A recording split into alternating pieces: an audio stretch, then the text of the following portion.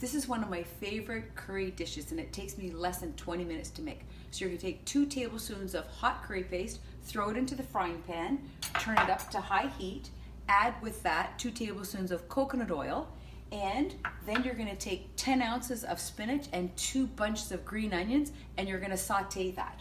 I've already sauteed that in the curry paste and the coconut. I'm gonna add it back into my frying pan. Then I'm going to add into that 1 cup of cooked quinoa,